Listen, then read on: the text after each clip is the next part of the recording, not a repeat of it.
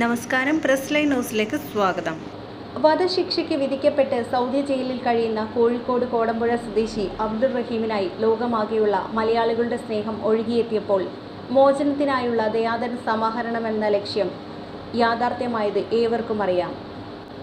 എന്നാൽ ഇനിയുള്ള നടപടിക്രമങ്ങൾ എങ്ങനെയാകുമെന്നും പണം എങ്ങനെ കൈമാറുമെന്നുള്ള കാര്യങ്ങളടക്കം അറിയാൻ ഏവർക്കും വലിയ ആകാംക്ഷയാണ്.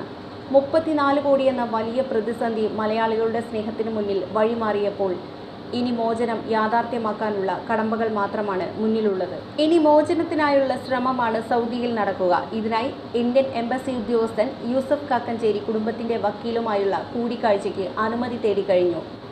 വൈകാതെ തന്നെ കൂടിക്കാഴ്ച സാധ്യമാകുമെന്നാണ് കരുതുന്നതെന്ന് യൂസഫ് പറഞ്ഞു. കരാർ പ്രകാരമുള്ള തുക സമാഹരിക്കപ്പെട്ടെന്നും എത്രയും വേഗം വധശിക്ഷ റദ്ദ് ചെയ്യാനുള്ള കുടുംബത്തിന്റെ സമ്മതം കോടതിയിൽ അറിയിക്കണമെന്നും ആവശ്യപ്പെടും. ഇന്ത്യൻ എംബസി ഇക്കാര്യം വിശദീകരിച്ച് അറ്റോർണിക്ക് കത്ത് കൈമാറുകയും ചെയ്യും.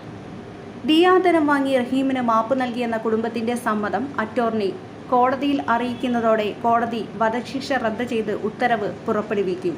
തുടർന്ന് കീഴ്ക്കോടതിയുടെ ഉത്തരവ് സുപ്രീം കോടതിയിലേക്ക് അയക്കുകയും അത് ശരിവെക്കുകയും വേണം.